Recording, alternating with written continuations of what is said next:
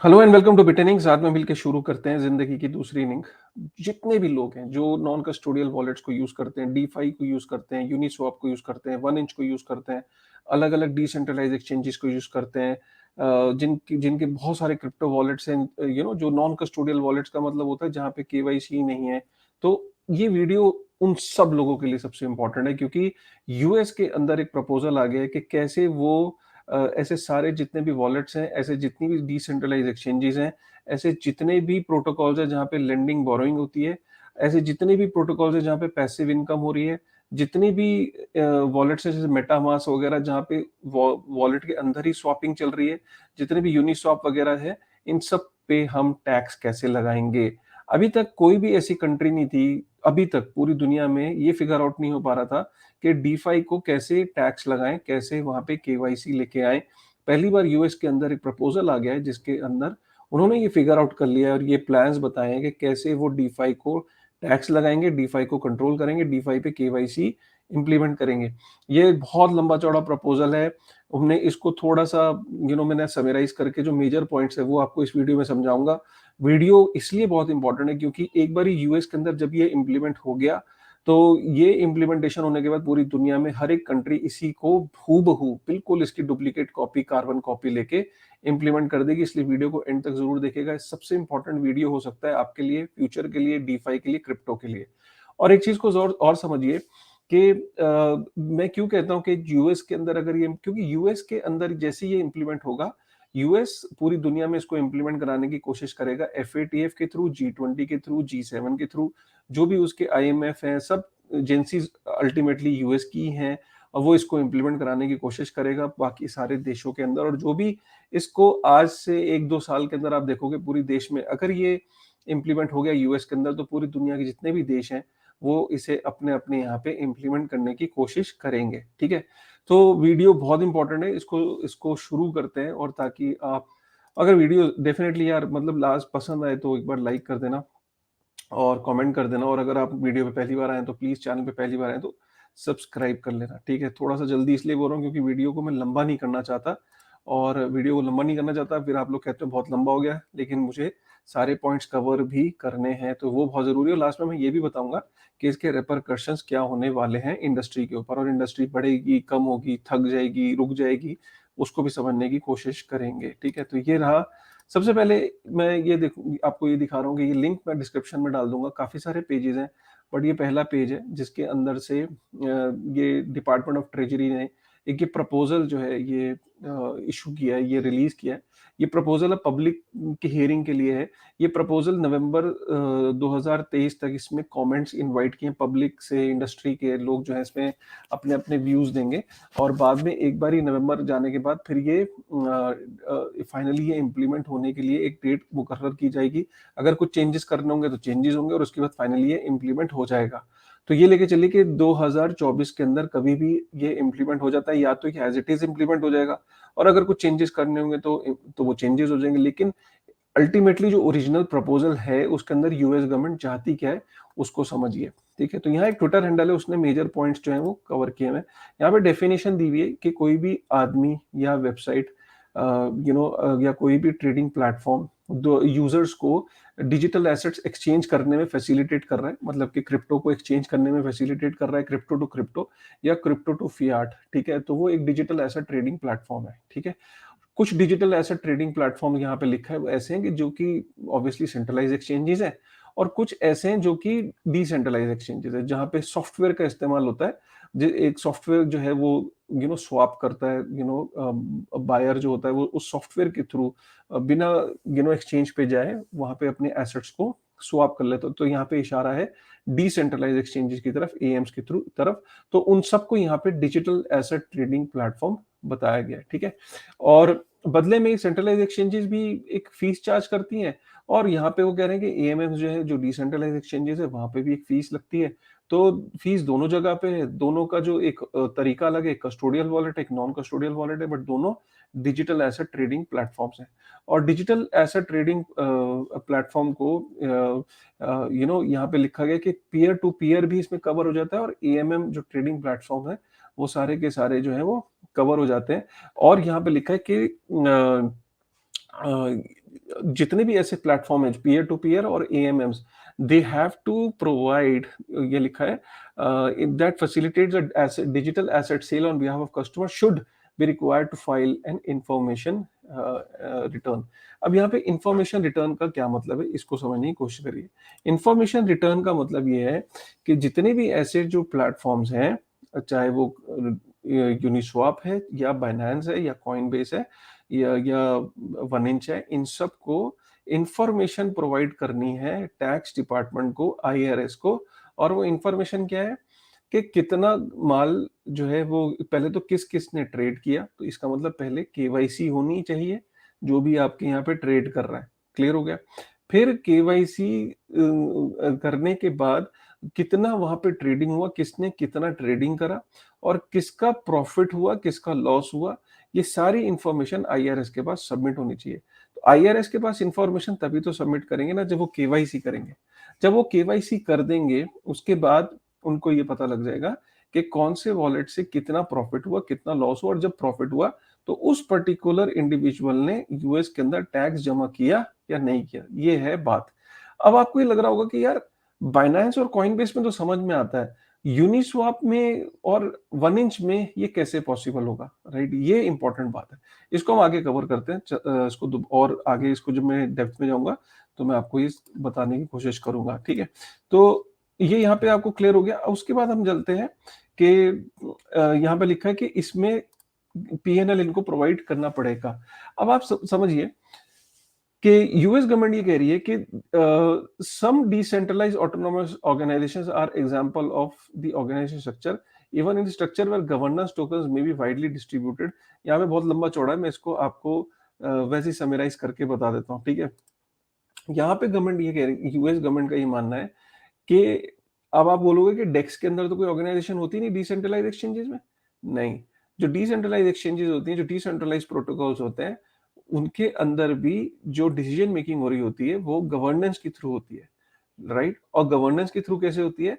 Governance के through होती है जब जो गवर्नेंस टोकन्स होते हैं, गवर्नेंस टोकन्स के थ्रू डिसीजन मेकिंग होती है।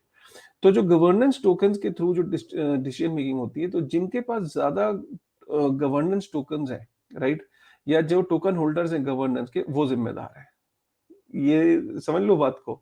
तो गवर्नेंस टोकन्स जिनके पास है वो जिम्मेदार होंगे, और उनको अगर ये गवर्नमेंट ये बोलती है कि उनको ये चेंजेस करने पड़ेंगे, यूनिस्वैप पे जो ट्रेड करेगा उसे केवाईसी करनी पड़ेगी, तो गवर्नेंस टोकन होल्डर्स की जिम्मेदारी है कि वो उसको इम्प्लीमेंट करें। ज्यादातर गवर्नेंस टोकन्स किसके पास होते हैं? ज्यादातर गवर्नेंस टोकन्स हमने देखा है फाउंडर्स या फाउंडिंग टीम के पास ही होते हैं। तो ये गवर्नमेंट का इशारा है कि जो फाउंडिंग टीम डाउस में भी होती है, जिसको डाउ कहते हैं, उस डाउ के अंदर उनको ये इंश्योर करना पड़ेगा कि वो गवर्नेंस टोकन्स के थ्रू जो ये इम्प्लीमेंट करने हैं चेंजेस वो इम्प्लीमेंट करेंगे। दूसरी जो यूएस गवर्नमेंट ने जो एक और जो बात बोली, ये बड़ी इंटरेस्टिंग है, मैं फिर से शेयर करता हूँ। इसको हम बंद कर देते हैं, ये वाली, ठीक है? तो इसमें इन्होंने एडमिनिस्ट्रेशन की बात भी बोली है। In addition in some cases so-called administration keys exist to allow developers or founders to modify or replace the automatically executing contracts or protocols।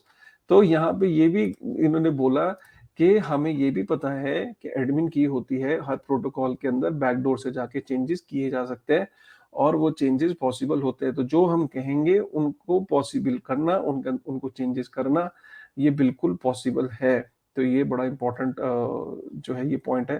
तो यहाँ गवर्नमेंट का, यूएस का ये प्रपोजल है कि ये हम बिल्कुल नहीं सुनेंगे कि यूनिस्वैप पे और इस पे चेंजेस नहीं हो सकते।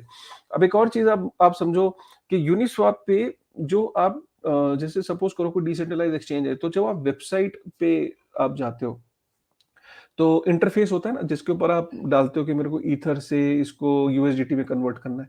वो जो वेबसाइट होती है, तो गवर्नमेंट का ये भी कहना है वो वेबसाइट भी तो किसी ने रजिस्टर करी होगी ना, कोई तो उसका रजिस्टर, उसने जो रजिस्टर जिसने करी है, जो उस इंटरफेस को चला रहा है, वो जिम्मेदार है।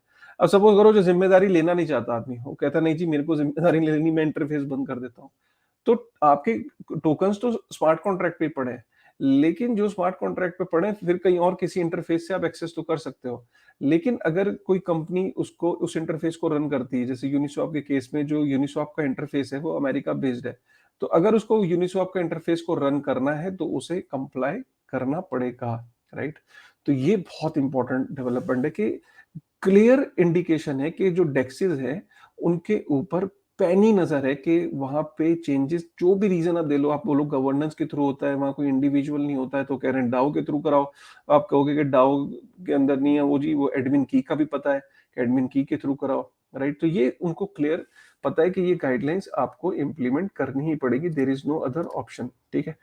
तो यहाँ पे ये आप समझ गए। उसके बाद गवर्नमेंट का ये भी कहना है कि अ, जो जो वेरियस डिग्री ऑफ डिसेंट्रलाइजेशन भी है, ये भी गवर्नमेंट को पता है, जिसके लिए ऑब्वियसली उन्होंने कमेंट्स इसीलिए मंगाए हैं, राइट। और एडमिन की के बारे में भी यहाँ पे लिखा है। और यहाँ पे ये भी लिखा है कि the treasury department and IRS expect that this clarified proposed definition will ultimately require operators of some platform generally referred as DEXs to collect information, report sales information about the customers.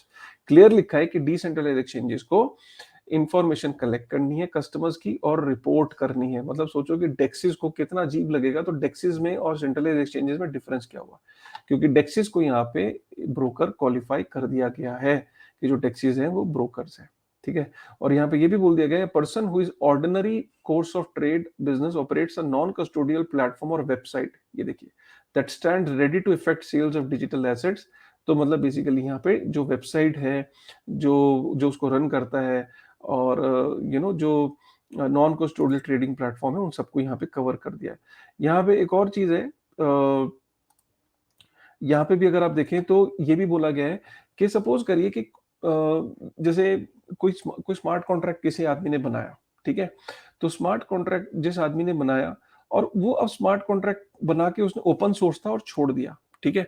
अब उस smart contract पे suppose करिए कि, बड़ा important है ये point, अब उस स्मार्ट कॉन्ट्रैक्ट पे उसने बना के छोड़ दिया, अब उसने कोई चीज बिल्ड नहीं करी स्मार्ट कॉन्ट्रैक्ट बनाने वाले ने।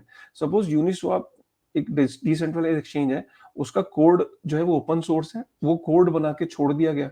उस कोड पे यूनिस्वैप ने नहीं बनाया, लेकिन किसी और कोई और कंपनी आई और उसने उस कोड में मॉडिफाई करके चीजें बना ली और एक डेक्स बना लिया। तो उसमें जिसने ओरिजिनली स्मार्ट कॉन्ट्रैक्ट बनाया उसका कोई दोष नहीं है, क्योंकि वो उसको यूज नहीं कर रहा है, राइट। जिसने उस स्मार्ट कॉन्ट्रैक्ट को लेके मॉडिफिकेशन करी है, ठीक है, वो जो फाउंडर्स हैं उसके, या जो उसके डाओ गवर्नेंस टोकन के होल्डर्स हैं, वो जिम्मेदार होंगे। तो ये यहाँ पे समझाने की कोशिश करी है। इस वाले तो पूरे बकायदा पूरे एग्जांपल्स के साथ बताने की कोशिश करी है कि who will be responsible and who will not be responsible, ठीक है। जिसे लिखा है कि G does not maintain the software and does not receive any fees when transaction are settled, ठीक है। तो जी का कोई लेना देना नहीं है, G won't be liable, only the P2X, जैसे यहाँ पे जो जिसने उस स्मार्ट कॉन्ट्रैक्ट के ऊपर जो कंपनी बनाई है या प्रोडक्ट बनाया है, वो जिम्मेदार होगा। यहाँ पे ये बताने की कोशिश की गई है। और जो सबसे इंपॉर्टेंट जो एग्जांपल यहाँ पे बात है वो है मेटामास्क। बोला है कि यहाँ पे जो डिजिटल एसेट के जो मिडिलमैन है, जो corporation S engaged in the business of operating and maintaining a website, जैसे यहाँ एस ब्रांड का कोई वॉलेट है, एग्जांपल दिया है, जो अनहोस्टेड वॉलेट मेंटेन करता है, और उस वॉलेट के थ्रू आप जितनी भी एएमएम्स को वो कर सकते हो, एक्सेस कर सकते हो। तो बेसिकली यहाँ पे ये बताने की कोशिश करिए इस पॉइंट में, मैं इसको और सिंप्लीफाई कर देता हूँ, कि अगर कोई किसी ने अनहोस्टेड वॉलेट या नॉन कस्टोडियल वॉलेट बनाया, जैसे कि मेटामास्क या ट्रस्ट वॉलेट, और उनके थ्रू आप स्मार्ट कॉन्ट्रैक्ट से अगर इंटरेक्ट कर सकते हो, आप फैसिलिटेट करवा रहे हो बाइंग और सेलिंग, राइट। तो जब बाय सेल होता है तो आप ही के वॉलेट में रहता है ना, मेटामास्क वॉलेट में ही आपकी आपकी कस्टडी कहीं नहीं जाती ना। तो आप जो है वो फैसिलिटेट करवा रहे हो, तो नॉन कस्टोडियल वॉलेट्स को भी इंफॉर्मेशन देनी पड़ेगी आईआरएस को। तो इसका मतलब जो मेटामास्क है या ट्रस्ट वॉलेट है, इनको भी केवाईसी इंप्लीमेंट करनी पड़ेगी। ये कितना बड़ा इंपॉर्टेंट पॉइंट है, आप सोचो ना कि इसका इम्पैक्ट देखिए आप, ठीक है। तो ये बहुत जरूरी है, मेटामास्क या ट्रस्ट वॉलेट, ये जितनी भी ऐसे नॉन कस्टोडियल वॉलेट है, जो फाउंडेशंस हैं जिनकी, जैसे इथेरियम फाउंडेशन या ट्रस्ट वॉलेट के पीछे कोई फाउंडेशन है जो उसे मेंटेन करती है, उनको भी ये डेटा, ये चीजें मेंटेन करनी पड़ेगी। ये बहुत इंपॉर्टेंट पॉइंट है। और उसके बाद जो लास्ट में जो सबसे इंपॉर्टेंट पॉइंट है वो ये कि मतलब कि जो ब्रोकर है उसकी उसकी यहाँ पे डेफिनेशन बताने की कोशिश करी है, वो मैंने आपको बता ही दिया है। और यहाँ पे एक चीज जो अच्छी है, जिसको जिसको छोड़ दिया गया है, वो ये कि जो प्रूफ ऑफ वर्क के जो माइनर्स हैं, जो पहले ओरिजिनली जब ये प्लान किया गया था, तो प्रूफ ऑफ वर्क के जो माइनर्स हैं उनको भी ब्रोकर्स बोला गया था, लेकिन इस प्रपोजल के अंदर प्रूफ ऑफ वर्क के जो माइनर्स हैं, जो बिटकॉइन की माइनिंग करते हैं, उनको छोड़ दिया गया कि वो ब्रोकर की डेफिनेशन में नहीं आते। बाकी जितने भी हैं, dexes, MetaMask wallet, non custodial wallet, smart contracts operate कर रहे हैं, लेंडिंग बोरोइंग के जो प्लेटफॉर्म है, उन सब वो इस डेफिनेशन में कवर हो गए। अब आप सोच रहे होगे कि सर अब क्या होगा? तो देखिए, ये इंडस्ट्री थ्राइव इसलिए भी बहुत करी कि इसमें केवाईसी ना होने की वजह से बहुत सारे लोग मेटामास्क और ये सब चीजें यूज करते थे, नॉन कस्टोडियल वॉलेट्स का इस्तेमाल करते थे, और तो ये थ्राइव भी कर रही थी। तो क्या ये होने से क्या होगा? ये होने से ये होगा कि जो यूएस के अंदर जो कंपनीज हैं, जो इनोवेशन हो रही थी स्पेस में, उस पे एकदम रोक लग जाएगी। लोग वहां से जो एग्जिस्टिंग प्रोटोकॉल्स को उनको अगर थ्रेटन फील करेंगे, वो बंद कर देंगे, एप्लीकेशंस बंद हो जाएंगी, काफी सारा जो टैलेंट है वो मूव आउट हो जाएगा। सपोज फॉर एग्जांपल वो दुबई वगैरह चला जाएगा, तो अचानक आप देखोगे कि डिफाई किल नहीं होगा। ऐसा नहीं होगा कि डिफाई जीरो हो गया, डिफाई काफी माइग्रेट हो जाएगा, लेकिन उसका जो अपसाइड है, जो पोटेंशियल है डीफाई का, वो खत्म हो जाएगा ऑलमोस्ट, क्योंकि यूएस के जो कैपिटल है वो फ्लो करती है क्रिप्टो में। अगर यूएस का कैपिटल इनफ्लो बंद हो जाएगा तो ऑब्वियसली मार्केट जो है वो जिस तेजी से ग्रो कर रही थी उतनी तेजी से ग्रो नहीं कर पाएगी। चाहे वो एनएफटीज हो, चाहे वो डीफाई हो, वो ग्रो नहीं करेंगे, उसमें पुश नहीं आएगा। और अगर वो दुबई और ऐसी जगह पे चली भी गई ये कंपनीज, तो यूएस क्या करेगा, इसी मॉडल को एफएटीएफ के थ्रू और बाकी जो इसकी एजेंसीज हैं इंप्लीमेंट कराने की कोशिश करेगा कि सारे देश इसके ऊपर कंप्लाई करें। चाहे वो G20 हो, G7 हो, एफएटीएफ हो, आईएमएफ हो, वो ऐसी भी कंडीशंस रखेगा कि जब तक ये चीजें फॉलो नहीं होंगी, आईएमएफ लोन ही नहीं देगा सपोज ऐसी पर्टिकुलर कंट्री को। तब तब ये चीजें जब है वो इम्प्लीमेंट करनी पड़ेंगी। तो जब ये इम्प्लीमेंट होंगी तो ऑब्वियसली ऑब्वियसली जो डीफाई की जो आप एक्सपोनेंशियल जो ग्रोथ देख रहे थे, उस पे कहीं ना कहीं अंकुश लगेगा। राइट, तो ये समझना बहुत जरूरी है। अब आप बोलोगे कि जीरो हो जाएगा? नहीं, क्योंकि बहुत सारे लोग हैं जो इंटरनेट के ऊपर एप्लीकेशंस को एक्सेस करने के लिए वीपीएन का भी इस्तेमाल कर सकते हैं, अंडरग्राउंड जा सकता है, दूसरी कंट्रीज के अंदर मूव हो सकता है, लेकिन जो साइज है वो मिनिस्क्यूल हो जाएगा। मतलब सपोज करो, अगर डीफाई अगर एक एक्स, अगर 2-10 बिलियन पे सपोज, राइट राइट, तो वो ऑब्वियसली श्रिंक होके उसका कम हो जाएगा और उसकी जो ग्रोथ है वो कम हो जाएगी। तो ये ऑब्वियसली जो यूएस में, अगर हमने ईटीएफ में भी देखा, दुनिया में अगर टोटल ईटीएफ में 70% जो शेयर है वो यूएस का है। जब तक यूएस का कैपिटल किसी इंडस्ट्री में फ्लो इन नहीं होता है, तब तक वो इंडस्ट्री का जो पुश है वो स्केल अप नहीं होता है। सो ये बड़ा इंपॉर्टेंट है इन चीजों को समझना। और बहुत, और ये अब आप बोलोगे कब इंप्लीमेंट होगा? देखो, अभी ये प्रपोजल है, लेकिन ये प्रपोजल पब्लिक कर दिया गया है, प्रपोजल की इंटेंट जाहिर कर दी गई है, बाइडेन सरकार ने अपनी इंटेंट जाहिर कर दी। ये प्रपोजल नवंबर में एक फाइनल रूप लेकर, लेकिन एग्जीक्यूट तब भी नहीं होगा। प्रोबेबली 2024 में इलेक्शंस हैं। 2024 में जब यूएस के अंदर इलेक्शन होके सपोज कल को ट्रंप आ जाता है और वो कहते हैं कि नहीं, इसको हम इम्प्लीमेंट नहीं करेंगे, तो नहीं होगा। और अगर ट्रंप भी कहता है कि नहीं, चलो इसको एज इट इज इम्प्लीमेंट कर दें, तो हो जाएगा। ठीक है, तो 2024 is going to be very crucial for DeFi and non custodial wallets. उम्मीद करता हूँ आपको इतनी डेप्थ में, आई डोंट नो, मतलब कोई आपको ये वीडियो अभी तक किसी ने, आपने देखा नहीं देखा, बट अगर आपको ये पहली बार ये इन्फॉर्मेशन पसंद आई और अच्छा लगा, प्लीज यार एक बार लाइक कर दो, कमेंट कर दो, और चैनल को सब्सक्राइब कर लो। फिर से मिलते हैं एक नई वीडियो में एक नई इन्फॉर्मेशन के साथ। With this thought, thank you very much.